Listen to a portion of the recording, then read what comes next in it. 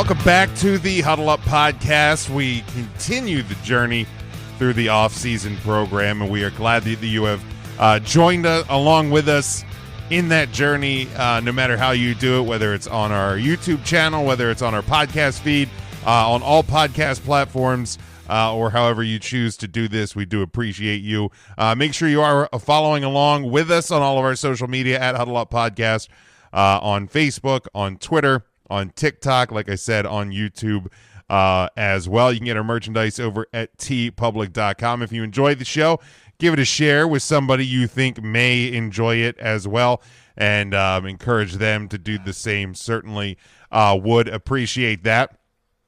If you have not had a chance to go back and listen to us kind of recap and look back at the NFL draft a couple of weeks ago, make sure you hit that, as well as the other offerings from the month of March in our off-season program, and we'll continue through that as we get closer. Yes, gentlemen, I can't believe it that we are almost, really well into the summer months, and it won't be long until we are talking about that glorious, glorious game of football once again on a weekly basis as we head into this.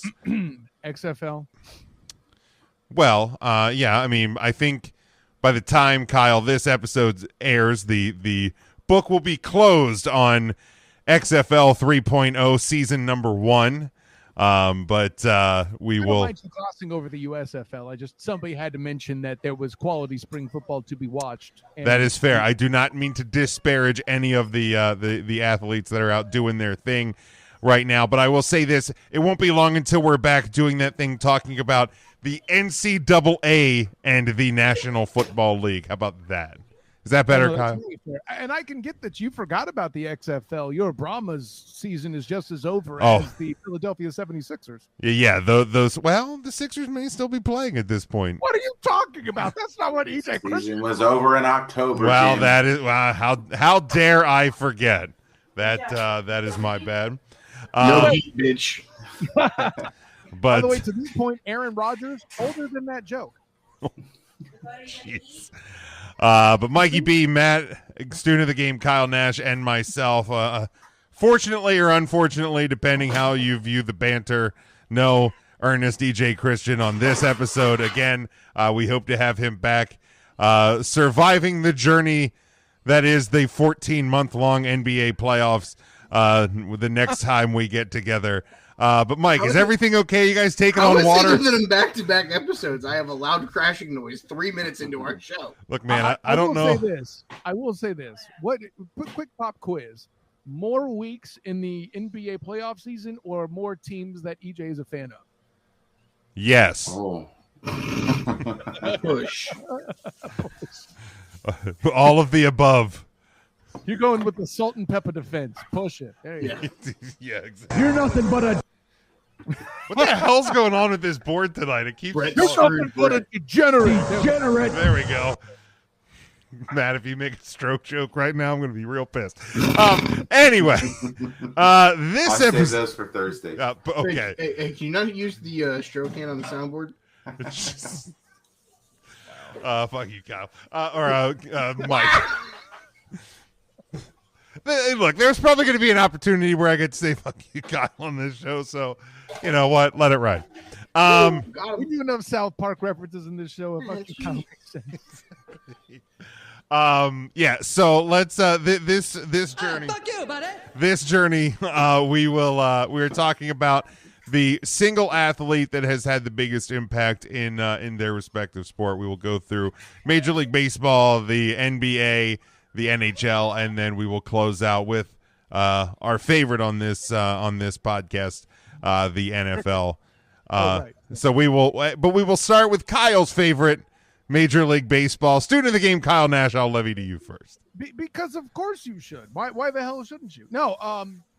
Listen, there's a lot of easy ways I'll go or can go, and actually, as the non-baseball fan, I will. I'm going to go in the same direction that the Hitchhiker's Guide to the Galaxy would take us. I'm going to take us the same direction that Chadwick Boseman would take us. The number 42 will be evoked here. I'm going to take the low-hanging fruit that is Jackie Robinson and his role in the integration.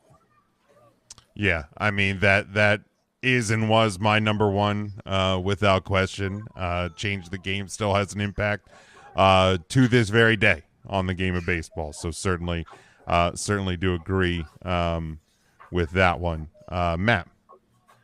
I will go with Curt Flood, former St. Louis Cardinal and Philadelphia Philly, for opening the doors for the contract negotiations by actually taking Major League Baseball all the way up to the Supreme Court and arguing that players are not pieces of property and should be compensated as such. And even though he lost that case, it inevitably set the tone for what would eventually come and open the door for future players to receive the benefits with the large contractual obligations that the ownership now has to pay out for their players. So I think without him actually opening that door, it probably inevitably would have happened, but he was the first, he was the trendsetter, so he gets the impact award from me.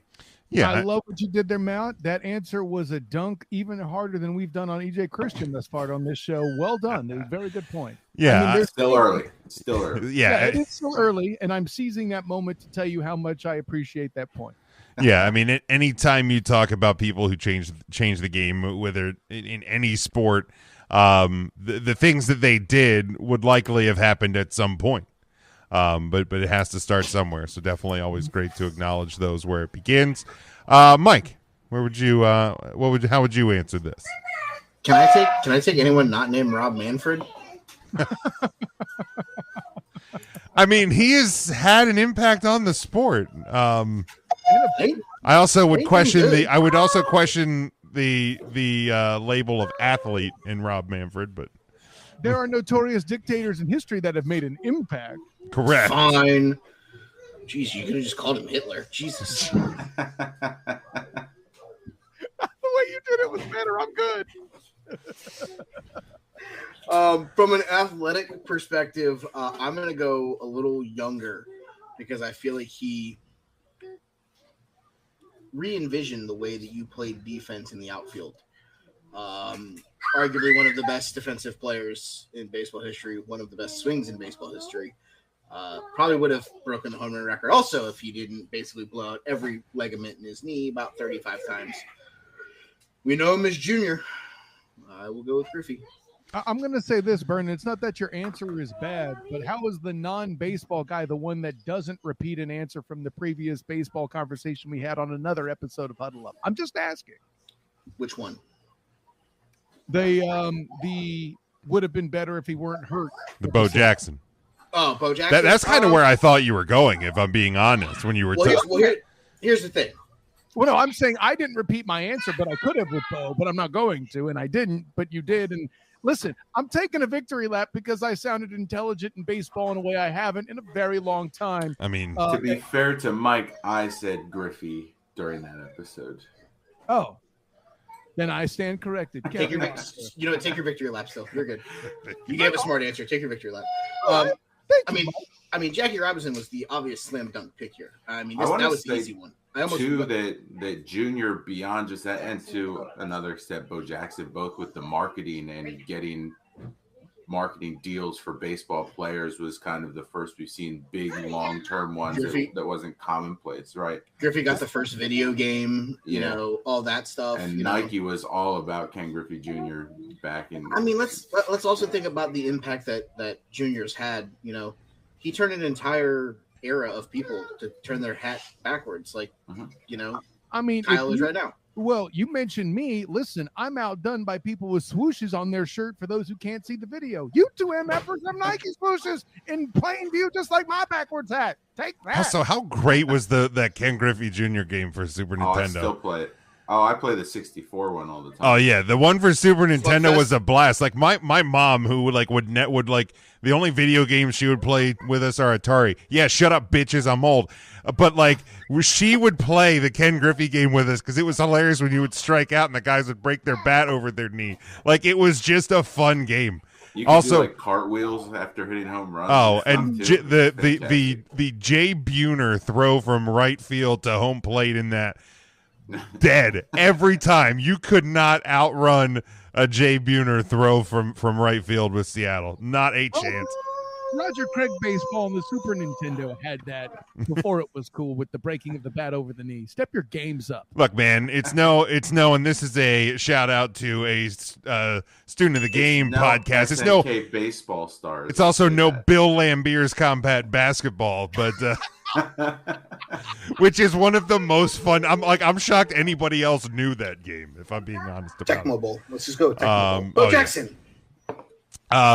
But my answer on this one, without the obvious answer being playable, because I always try and take these things draft style, is a guy that if you are in any sports bar in this country, you can probably get an answer when talking about this guy, who is famously or infamously not in the Hall of Fame, and that's Pete Rose. Especially when there's professional sports franchise. See, when you were saying bar, I thought you were going to say you could run into this guy, and we were going to go with Jose Canseco. Well, so I like it. Look, man, he's not a janitor at every bar in America. I thought you were talking about golf. I thought you were going with John Daly. Well, over on the table. Next to John Daly. But okay, I knew John Daly was there somewhere. But yeah, I mean, when you're talking nothing but a degenerate. when you know Pete Rose is a guy, good or bad, ugly or pretty, whatever it is, made an impact on the game. Was obviously banned from the game of baseball for gambling. There's a lot of people, especially now in the world of 2023, when you have broadcasters discussing betting lines live on the air. People have opinions about it, but certainly, and again, when you talk about biggest impact, it isn't always the greatest thing. So yeah, Pete Rose to me is always going to be near the top of this list. Betting lines on the air, #XFL. Betting lines during the damn game and their movement throughout it. But yeah, let's ban Pete Rose for life, you dumb mother. I almost honorable mentioned the Savannah Bananas owner. I'm wearing the Savannah Banana hat right now. That is a wonderful hat. I'll say, I don't take this the wrong way, Mike, but I've been staring at your banana the whole night. I your sex tape. No, listen. I wanted to ask this as the baseball guys. Would I be allowed the foundation defense to say George Herman Ruth, a.k.a. Babe Ruth, because or even Roger Maris, because with all the importance of the home run record such that it is, that's the bar, is those two cats, right? I mean, I literally almost took the summer of '99 because literally without McGuire and Sosa, I don't think baseball is halfway around. They saved baseball. They did. I mean, and that's why is steroids an athlete? I said it, but Canseco should be on there too, just because of his openness about. I mean, was. Good point, Matt. I like that. Yeah, I mean, are anabolic steroids an athlete? Because I know I said athlete, but we're talking. I mean, they literally said chicks dig the long ball, and then it's like, oh, look at all these guys that are taking steroids.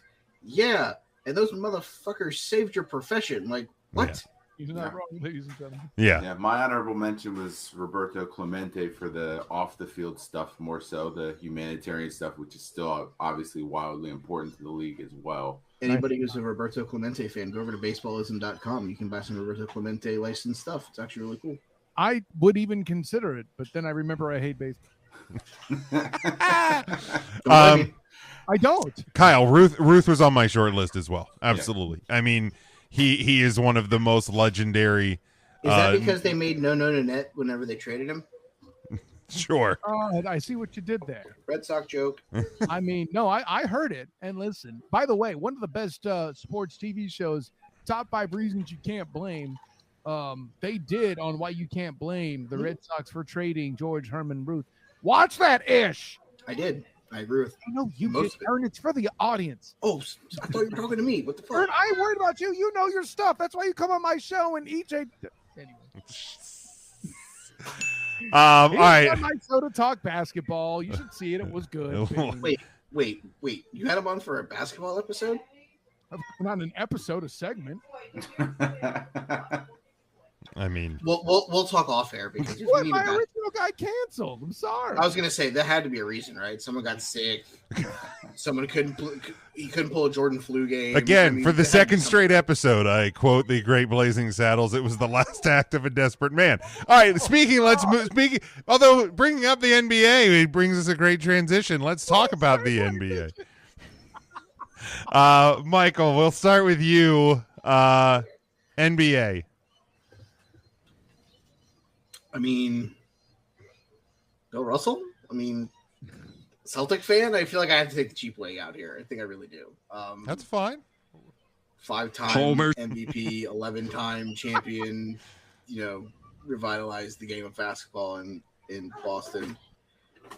Recently just lost Bill, RIP. But yeah, I mean, obviously, I think the easy answers will probably be taken here at some point. So, I'll go with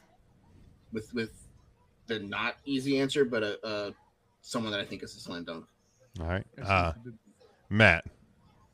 Well, in Mike's vein, I will also do the Homer pick for Bill Russell, someone known for the off-the-court stuff as much as on the court, and I will take Allen Iverson as influential just for the introduction of getting the hip-hop culture into the NBA like he did the tattoos, the sleeves, the cornrows.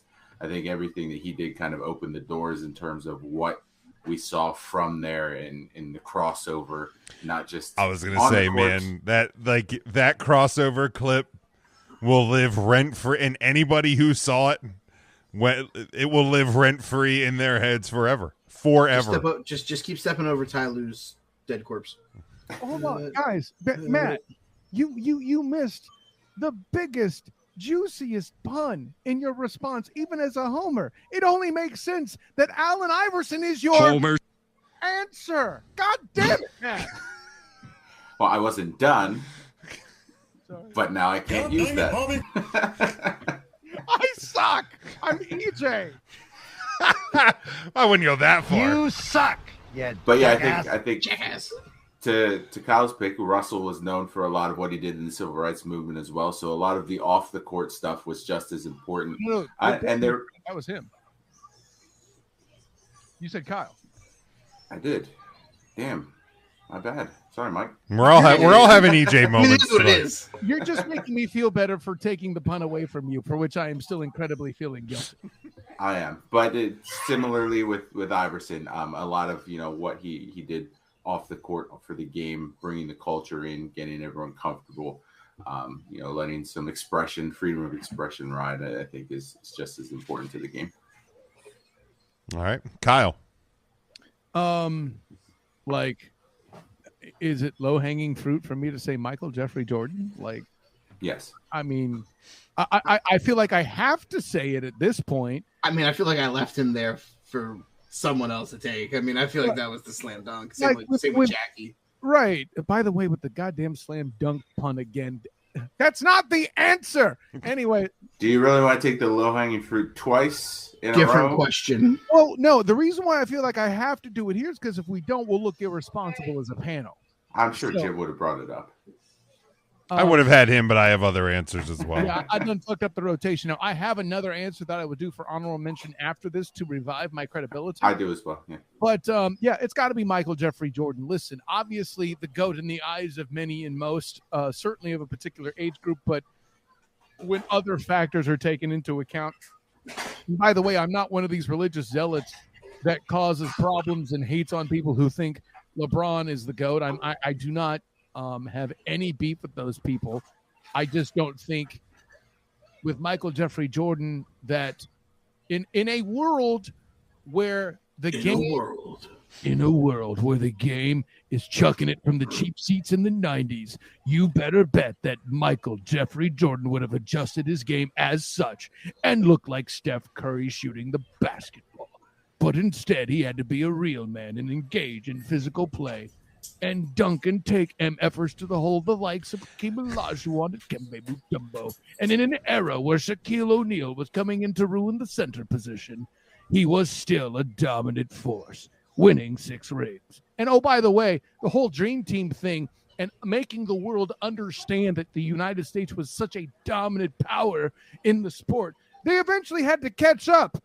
And they did, a decade and a half-ish later, Also, like going back to the GOAT thing, and by the way, the endorsements that Michael Jordan was able to get, not just from shoes, Gatorade, McDonald's. I mean, like everything Michael Jordan touched. I mean, let's talk about the fact that to this day there are college, like university brands that are not Nike branded; they are Jordan branded. You know, like that Jumpman logo lives on how many years after the man's retired?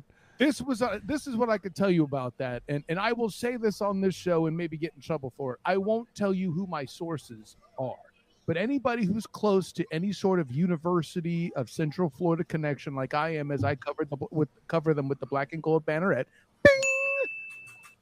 They have an alternate powder blue color in their uniforms. It looks like ass. I've been clear about that constantly, and I dunk on UCF fans who try to tell me that this endurance with the citronaut and that color is complete crap. But that's not what I'm bringing to the show. What I am bringing is that color is called Canaveral blue in order to be a citronaut homage. However, Canaveral? Very good. Well done, Mikey Byrne. However, here's where the tinfoil hat must be put on.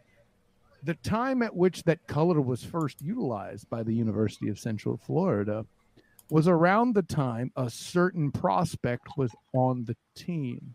Marcus is his first name, and he was the son of Michael Jeffrey Jordan. Your offspring's doing branding, for Christ's sake. That's called influence, gentlemen. Also, and this isn't. I don't want to spiral this into the whole LeBron GOAT versus Michael GOAT thing, but like, I also think it's a weird discussion when they play two very different positions.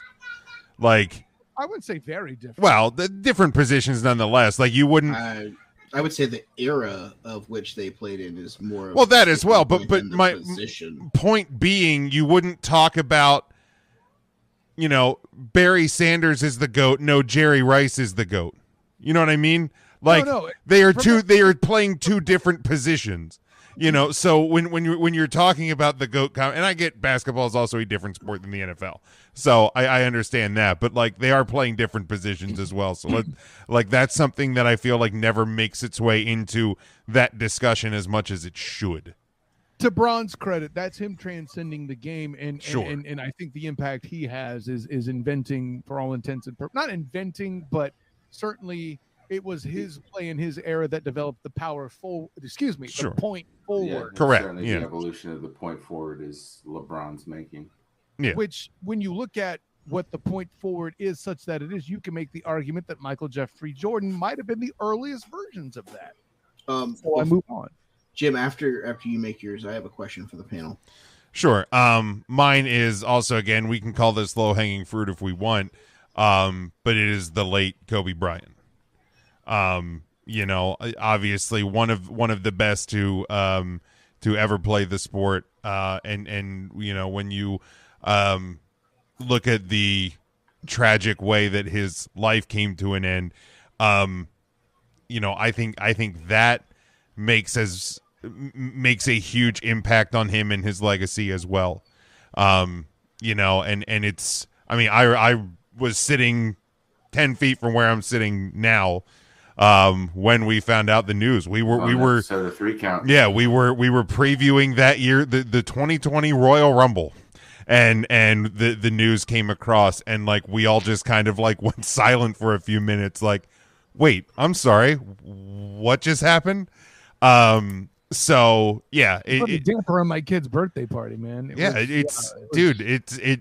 was a crazy day. It was a crazy day. But yeah, obviously, Kobe is my answer. If we want to do a quick honorable mentions, just get the names out there. Then, Mike, I know you have a question before we move on to the next sport.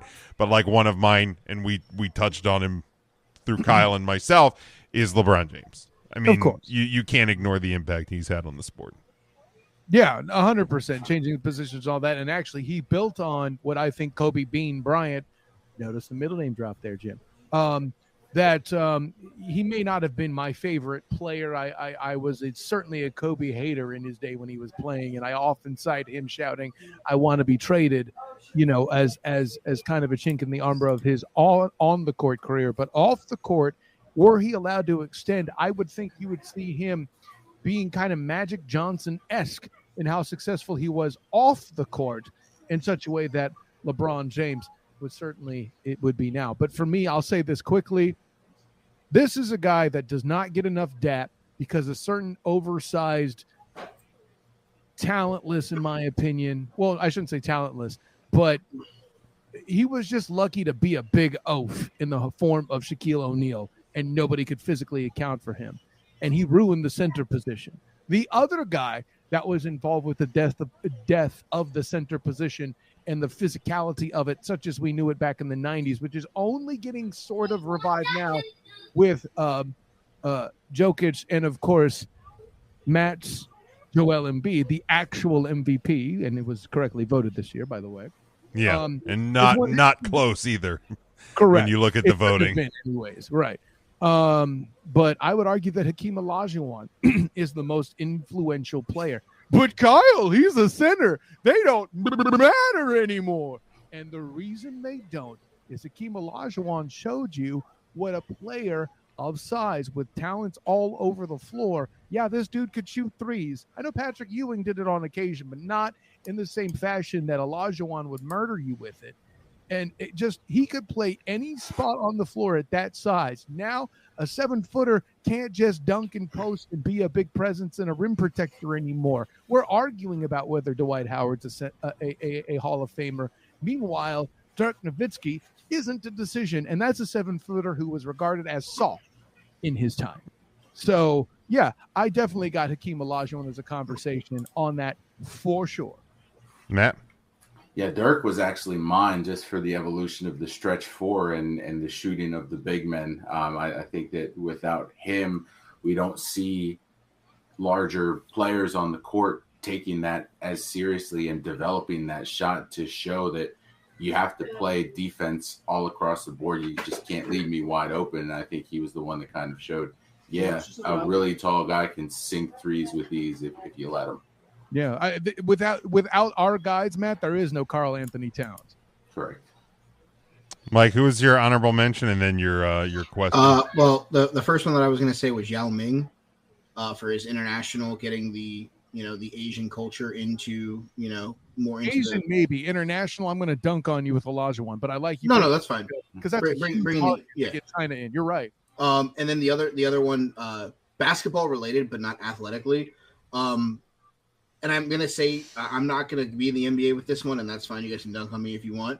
It's Pat Summitt and Gino Auriemma with their work that they've done in women's basketball to basically make it into a 100%. Have their own, the NCAA tournament now with the WNBA evolving. I don't think that we get to that point without the two of them putting in the work that they put in the collegiate ranks as coaches. I mean, Tennessee and Connecticut women's basketball programs could probably be thanked as a whole for the WNBA and the success of women's basketball on the pro level. Despite my issues with Gino Auriemma, which I can tell you off air because they're somewhat personal, and I don't want to say I'm going to say fan based, but more on that later. Yeah, not on the air. We'll talk off air about that. But if we're gonna, this topic said player. I don't want to dunk on you, but that's why I don't go with that. I said that it was okay to dunk on me. I prefaced it. But it's a good enough point where I don't want to. But if we're gonna keep it in the NBA, we got to say David Stern as non-players, right? Like this is the dude that opened up that international gateway. He's the dude that channeled the dream team and all of the above. Maybe people don't like him, but that dude's regime did a lot of ish for the game, for sure, saving it, and he didn't need steroids to do it. For sure. Mike, you had a basketball related question, I believe, or no, not basketball related, just a question in general for the panel. Sure, shoot. Does the panel like ice cream? F yeah. Yeah. I can't eat it anymore. But... Jim, you got one of those like breaking news thingies. I don't know if this is breaking news, but it feels like breaking news to me, and I almost just dropped my phone. Here we go.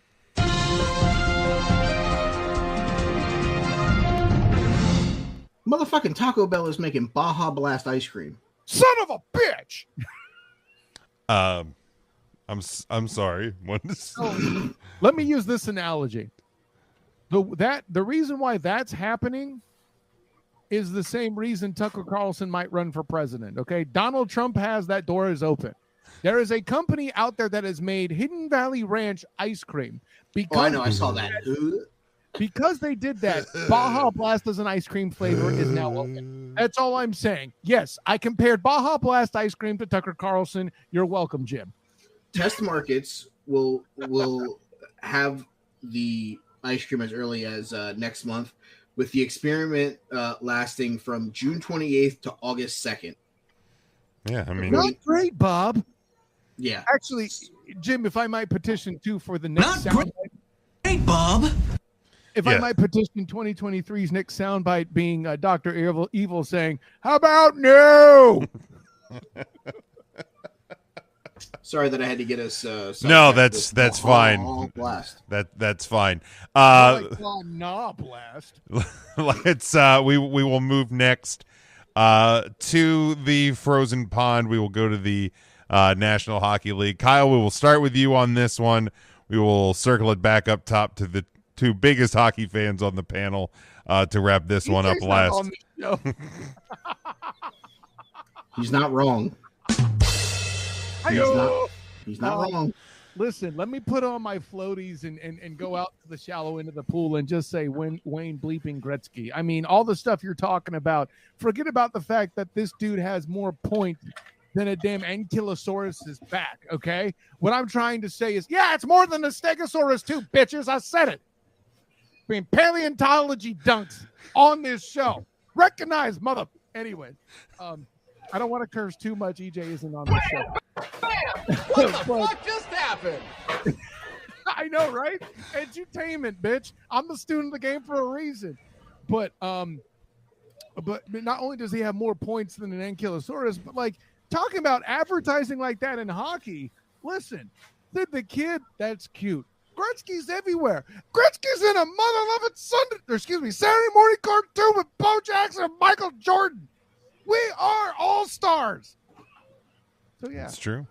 Wayne Gretzky. What's his middle name, Jim? Help me out. I don't know. That's your gimmick, man. Son of a bitch. You're the hockey fan. I need you. Burn, where you at? Or I'm going to have to give you 5 for fighting. Wayne Douglas Gretzky. Wayne Douglas Gretzky. Who has the same middle name as Wayne Gretzky? Your mom? Me. Oh, you do really? That's awesome. It's my mother's maiden name. It's my middle name. Very So nice. I'm close. It's Very your close. mother's maiden. I'm not saying your mom wasn't a bad answer. No, you weren't. I say that's actually, in That a way. He ain't lying. That tracks. I retract my apology, bitch. I ain't sorry, mother effers. Matt, I'll go to you next. Yeah, admittedly, not knowing a ton about hockey or its history, I had to do some digging for this. So my answer is going to be Jacques Plante, who was the first goaltender to wear a mask. Great answer. And revolutionized the comfort that goalies can mind the net without having to worry about their face getting blasted with the puck flying at them. I mean, it still probably hurts a hell of a lot when that does happen, but at least it's not square in the jaw, unprotected. Yeah. Did you hear the gimmick he used to do, Matt? I did not. I didn't dig that deep. He would draw the injuries on his face to show what would have happened, or he not on his face. I'm sorry, on the mask. On the mask. Show what would have happened had he not had that MFer. Yeah, so not only did he create the first mask, he also was the first to decorate said mask. Yeah.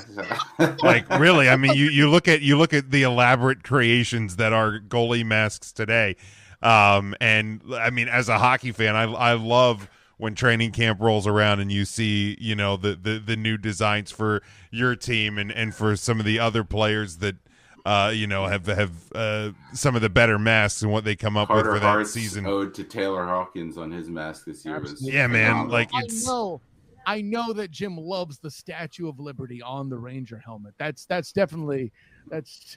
Sorry. I mean, it's just a good thing we don't have any Rangers fans associated with Huddle Up Podcast in any way, shape, or form to even make that association. So yeah. Thank God. I mean, to be fair, I always did enjoy Henrik Lundqvist's masks. I can hate the team, but I'll respect the respect the art form. I'll respect the art. But yeah, great answer, Matt. Mike, we'll go to you. I will. If Wayne Gretzky is number one, the guy who's the logo and nicknamed Mr. Hockey has to be number two. It's Gordie Howe. The physicality, how good he was at scoring. You know, there aren't a lot of guys that were able to mix that the way that Gordie has been able to. And obviously, I could have went with someone that Jim may mention. I'm not sure if he's going to go that route or not. But Gordie just felt like the more appropriate answer here. Like I said, you don't get the nickname Mr. Hockey and not be one of the most influential people to play the sport. So I just felt like that one was too easy to pass up on. Yeah, that one's obvious. I'm not going to go with the Homer pick. Although I will say that what you're seeing in the NHL today is a product of what Crosby and Ovechkin did in the early 2000s, and the way that they, in an era where scoring isn't easy, they started changing the game for what scoring can be. Obviously, with a guy who has the 894 target in his scope, which is still just insane to think about. Ovechkin is up there, but my answer to this question, and it goes along similar lines of some of the answers in the other sports, is Willie O'Ree, who was the first black player to play in the NHL, now Pro Hockey Hall of Famer, Willie O'Ree of the Boston Bruins, a tremendous ambassador for the sport, still to this day. Is doing things for the sport of hockey and trying to grow its impact in all ways, shape, and form. Jim, point of order on my point. I believe I shouted out, "We are all stars." I think if I said that, I'm in fact incorrect. As we are pro stars. It just clicked in my head. I said that wrong. So yeah, yeah. So yeah, I mean, everybody else kind of ticked them off. For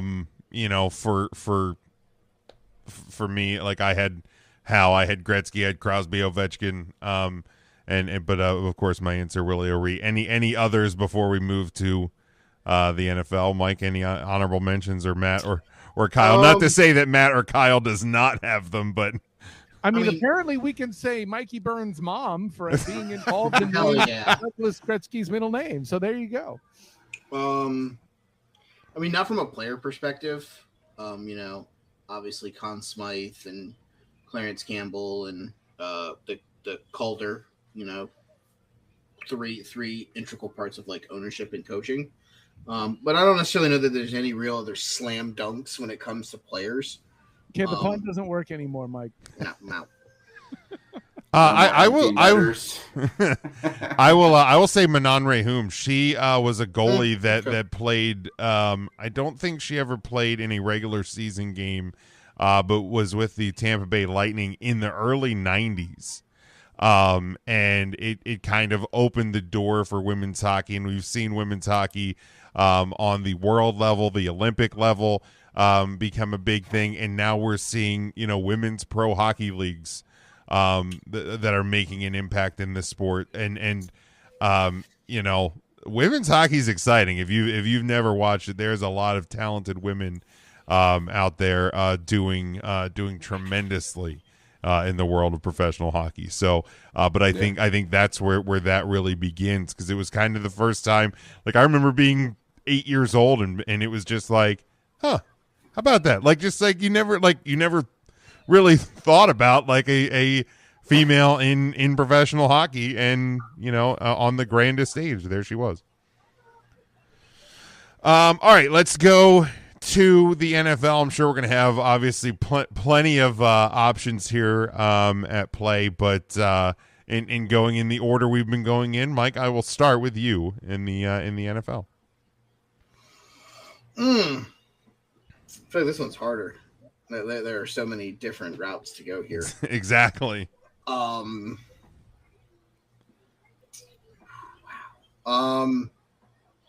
Joey Burr is not an acceptable answer, Mike. I wasn't going there Homer. yet, sir. Yet. I like how he put yet in there. Y'all caught that, right? I mean, we talked about the low-hanging fruit that this guy could have been as a baseball player. I mean, Bo knows. I mean, literally, we literally got. That's the best you can do, Mikey Byrne. No, it's not the best that I could do, but it's someone that literally. I mean, him and Dion had like cameras. You can say Dion is cool. Following. No one will hate you. I mean, an emphasis on a position that I would argue matters least on the field. I mean, Coach Prime, all that fun stuff. And more. Yeah. Right. So, I mean, Dion / Bo, I mean, the two-sport athlete, I guess, is more or less my cop-out of an answer. Because, the flashiness that was Dion, and the cameras and the sound bites and all the fun stuff that Dion's done, since. But Bo revolutionized, the running back position as well as being a two-sport athlete. I mean, so I guess I'll compound and say Bo / Dion, the two-way athlete of the 90s or the 80s and 90s, because well, I would say Dion over Bo in that A, his career was longer, B, he was an influential player that's the GOAT at his position, and C, in his 40s, he was still a formidable punt returner for. And he's also the same person that said that if you're drafting outside of the top 10, don't even bother talking to me. He ain't lying. Well, I mean, that was, he did it, Jalen Carter did it, but Dion did it before it was cool. No, literally, people talk trash on that. I mean, that's what I'm getting at. Bo walked so Dion could run. Dion ran so Jalen Carter could murder someone. Gosh. Please, somebody resist the urge to make the Ray Lewis joke, okay? Do not do that here. Jesus Christ. I'm saying it to you, Mikey Byrne, as the Bengals fan on the panel. I'm not going to lie to you. Completely forgot that he was involved in that accident until I said that out loud. No, I'm 100% serious. Completely fucking forgot. Now not even trying. Now I feel awful. See, this is the reverse of the your mom joke. No. See, like that one, I said it out loud, and then I saw Jim's reaction, and I was like, "Oh shit!" I said it out loud. Yeah, like that. I think that's what Jim was saying under his breath. Matt, you know what? Just to get us away from this, Matt, go ahead. I wish I had a lighter subject in terms of who I was choosing. But my player is going to be Junior Seau, not for his on the field activity because he was a fantastic linebacker, but the suicide and subsequent study of his brain and the effects of CTE, I think it opened a lot of conversations up, more so than had been presented before. There had been other athletes that had similarly struggled and post-career had gone down similar dark paths, but I think that he was the one that really, during that time frame, brought a ton of attention to. He was the most famous. This is what these concussions are doing to the players, and that has made a lasting impact, and not just the way the players are able to play the game now and hits that are legal and illegal through the rule books, but also the uniform and helmet design, equipment upkeep, things like that as well. Yeah. I mean, it's a heavy discussion. Yeah, there's unfortunately far too many who went through similar paths, but yeah, definitely the most famous that did. Kyle. Yeah, no, a further tribute to how offensive linemen are not accounted for, because the dude that is the first real air quotes case, such as it is portrayed, for example, in the movie Concussion, is actually a Pittsburgh Steelers center from that 70s era with Franco Harris and those guys, whose name actually currently escapes me. But yeah, Junior Seau was the famous example. I can make an argument as well that would do a slash Jim McMahon, because he was the driving force of the concussion settlement that eventually took place. If you're going Mike Webster. I see. I thought I couldn't. I was thinking Nate Webster, and I knew that was wrong. But yeah, Mike Webster. Yeah, Mike Thank you. Webster. Well done, my friend. So yeah, that's the first guy. But to Matt's point, Junior Seau and his fame was the air quotes breakout of that, and it was the research around his literal brain that made the difference with that. And listen, there's a lot of directions I can go. There is a storied history throughout here with our beautiful sport of football. There's a reason they call it America's game and not a pastime, as it's something you can do half-assedly, like y'all's beloved diamond. But I digress. Man, and the reason why this is hard, to Mikey Burns' point, there's a lot of directions you could go. I'm half tempted to go with not J.J. Watt, but guys of his era that led to the speedy pass rusher. However, the proliferation of the athlete in the backfield, yeah, I know I can go with Joseph Clifford Montana and be a homer, but I'm not going to do that here because Homer. He was hardly a track athlete by any stretch of the imagination, even though he ran the ball a lot in that era than a lot of quarterbacks did. For example, a stone-footed Dan Marino, for example. I am going to go with Michael Vick as an influential character in all this, because the reason why you eventually ended up with not only the J.J. Watts of the world, but the Ndamukong Suhs, the Aaron Charlet Donalds of the world, who was the actual Super Bowl MVP that year. I said it. Sorry, Cooper Kupp. I'm still just a little bitter about the fat man oppression. That is not your fault. I thought you said something else about it with a cup. So moving on. I don't know. Seeing that he got the award was like a kick without a cup. How about that? Anyways, Mikey, my little Cooper Kupp. You did hashtag you problem hater. Anyways, I said it. Anyways, no wonder you voted for Garrett Wilson as offensive rookie of the year this past season. No, but Michael Vick demanded the need for the Carolina Panthers to draft one Julius Peppers, who was the first example of the true track athlete, air quotes, at the defensive end position. Julius Peppers is great, Hall of Fame caliber dude. He better be in there, okay? But one, J.J. Watt is not a thing without that need to contain a mobile quarterback. Aaron Charlet Donald is a defensive end without the need to contain that guy. I even literally asked this question of Ndamukong Suh in person in Phoenix, Arizona, when I covered the Super Bowl for A7BN Sports on the three-point conversion. Well done, Jim. And he agreed with me. So, yeah, there you go. There's a lot of ways that you can take this, but when you look today at the celebrity that NFL athletes are, and athletes as a whole, but speaking specifically of the NFL, we talked about this guy's team last time out. But Joe Namath, when no. Look, the level of celebrity that exists as players now, like that, he was the first one. You're not wrong, but Jim, like, dear Christ, like, okay, with this guy. I mean, I didn't want to go the easy one with Joe Montana because that's the correct bleeding answer. Joe Namath, and again, I'm doing this for me. You're not wrong. You wax poetic about him already, Homer. So like I wasn't going to go there, which I mean, I could also be considered a Homer, considering that Montana is a Notre Dame guy. So I didn't, Homer. Came up. Homer. I avoided that as well. Homer. Matt, do you want to take the Notre Dame things? We can go Homer. All three of you can have the Homer fucking selection here. Wait, if EJ were here, I'm not saying it 6 times. Homer. Falls apart. But yeah, I mean, when you look at what NFL players are today, I draw it back to that. He's just so overrated. He's not even a Hall of Famer, and he's there stinking up my hall.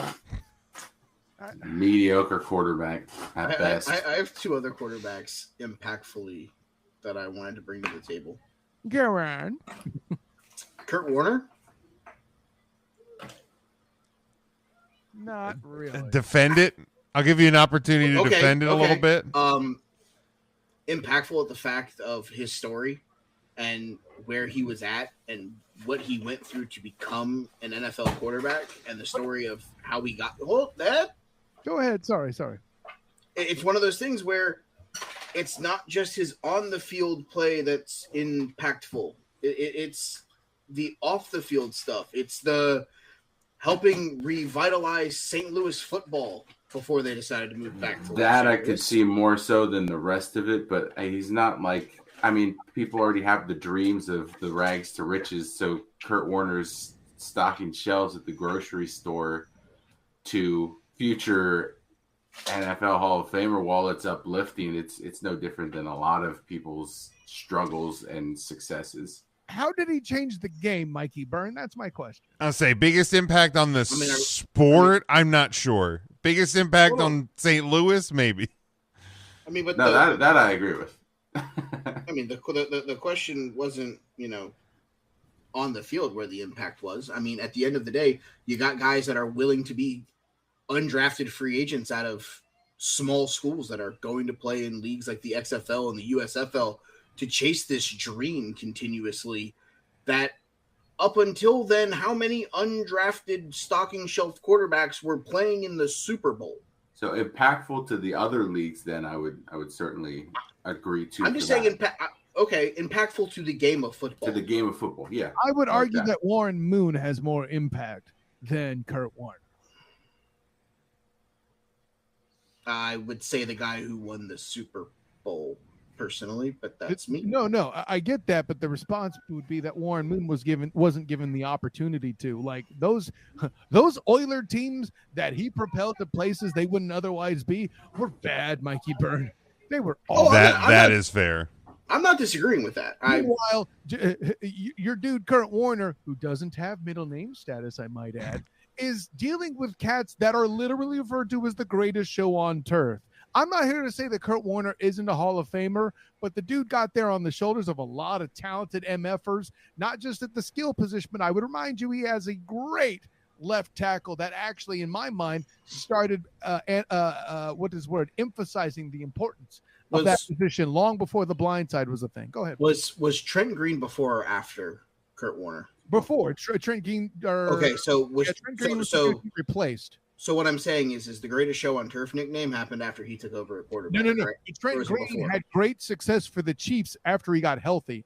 I'm just saying a healthy Trent Green could have done what Kurt Warner did. I would probably agree with that. He happened to not be there at the time, but I would probably tend to agree. Success is the intersection of luck and opportunity, and Kurt Warner was definitely that. But influencing the NFL and changing its direction. Yeah, I mean, look, if Drew Bledsoe doesn't get hurt, does Tom Brady ever become what Tom Brady was? No.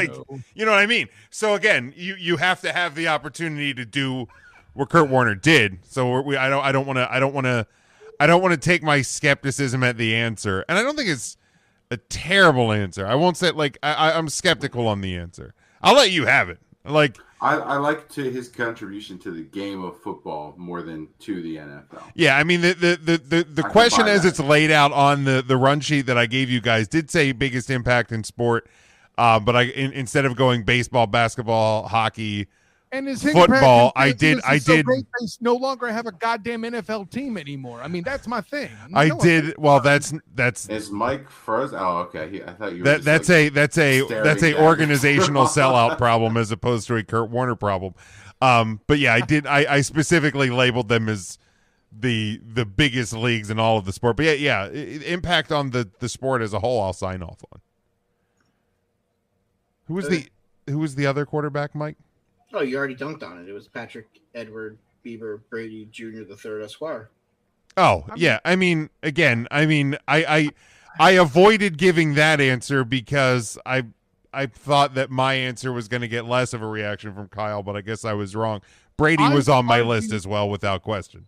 Right. I would give you Brady over Warner simply based on longevity. It's not the rings that make him amazing. Name me another dude. Listen, the mistake is often made. I don't actually hate Tom Brady. I just hate analysts that can't get off his jock for 30 seconds, i.e. EJ Christian.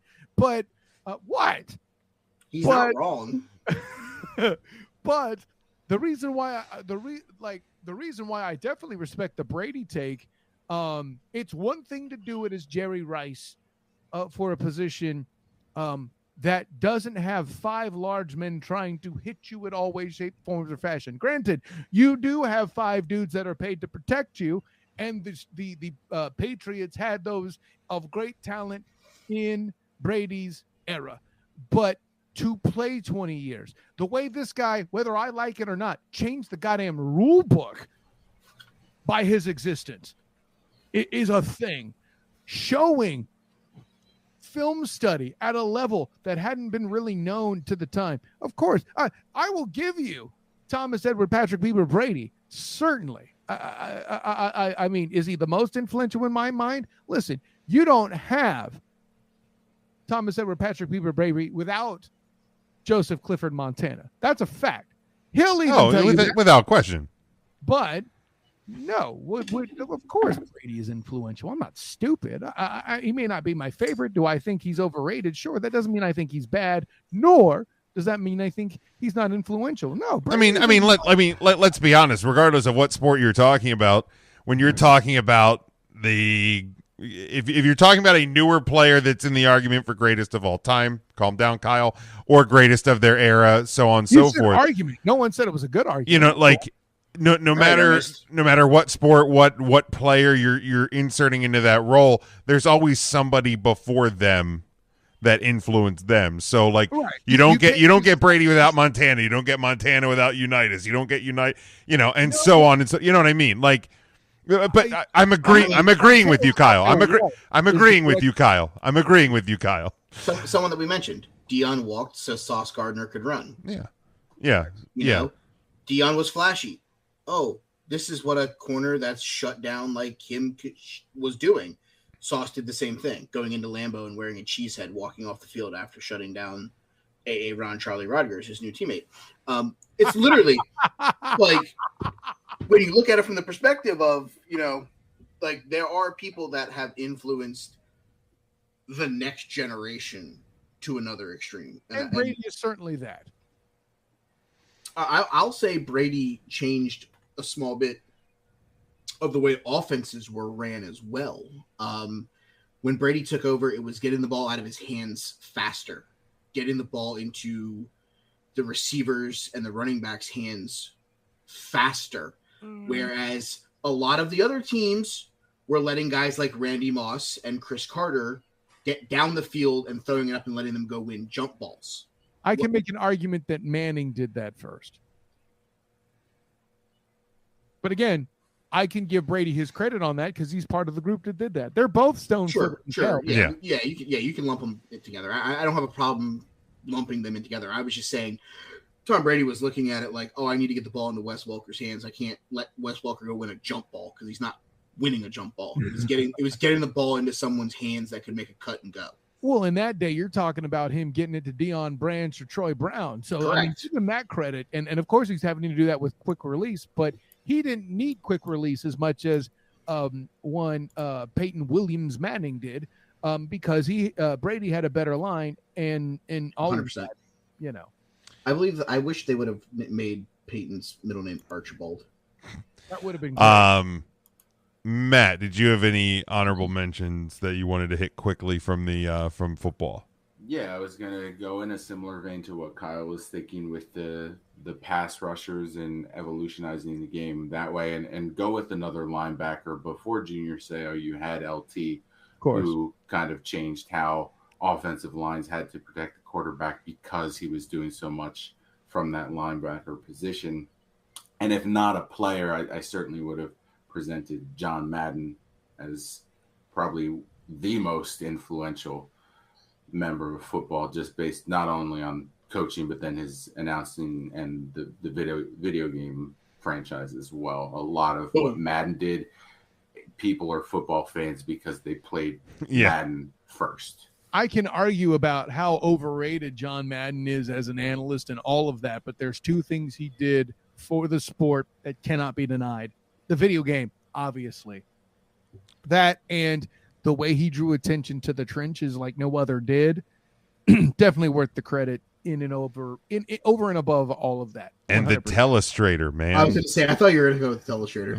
I almost stepped on you, but I didn't want to take it from you. But the telestrator too. I mean, when you're seeing in every sport, I mean, when ESPN now has that 360 camera where they're literally grabbing guys and moving them around on the field, that starts with John Madden and that little yellow, the little yellow pencil. Come over here, and then he goes, boom. No, that's three foundation arguments. I mean, There you go. The only other one I had on my list was Jim Brown. That was a name that popped into my head when I'm thinking about influential people and making an impact on the sport. I mean, we talk about, so and so walked so and so could run and blah blah blah. And I think when you look at what running backs today and some of the greatest running backs that have played this game, Barry Sanders and Sweetness, and I'm going to say the Homer pick, Emmitt Smith. Like there's so many guys to this very day that are doing that position the way they are because of what Jim Brown did when he did it.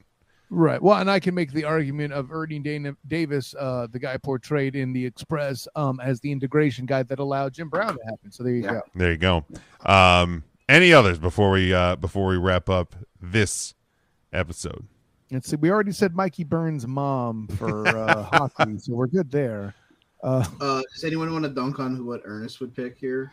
I assume he would have said LT as one of them. Yeah. He would have said Roger Staubach. That's what he would have said. I just want to say his picks would have been for all four sports. He would have went.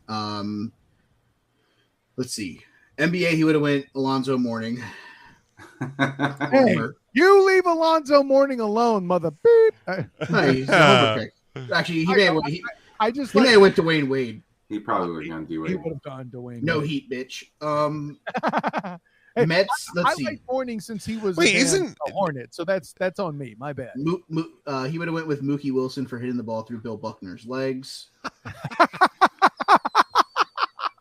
He probably would have named like the one Rangers player he knows. Hendrik Lundqvist, because he's the easy. He wouldn't have known Lundqvist. Let's be honest. He would have mentioned Bobby Bonilla because they're still paying his contract. He actually would have mentioned Patrick Kane because he knew he got traded there this season. No, he didn't. He would have mentioned Messier because it's the only Ranger he could name. That's true, probably. And in the NFL, he definitely would have taken Daniel Jones. Woo! No, 100% Daniel Jones. That was another reason I didn't want to bring up Tom Brady because I didn't want to be called Ernest. So no, better yet, he would have taken Darren Waller because they traded for him this offseason. Don't be ridiculous. He obviously would have taken Saquon Barkley. Victor Cruz. No, he would have taken David Tyree. He would have taken David Tyree. We know this for a fact. He would have taken Old Bones Jr. We'll go with Tyree. Well done, Jim. Yeah, he would have went with Tyree, and then he would have had to go apologize to Tom. So no, he would have went. David Tyree, Old Bones Jr., and then Mario Manningham in that order. Mario Manningham. Nice. All right, we are going to get out of here. We appreciate everyone listening and playing along with us as we work our way through the off season. Like I said, it will not be long until we get back and talk about that glorious NCAA football and NFL football on a weekly basis. But we continue to provide you the best and most entertaining that four chubby guys on a weekday afternoon can do. But we move our way through it. You can follow us at all times at Huddle Up Podcast on Facebook, Twitter, and TikTok. You can get our merchandise over at tpublic.com. Subscribe to our YouTube channel and all podcast platforms as well. Until next time, we hope you stay safe, stay smart, and go for the win.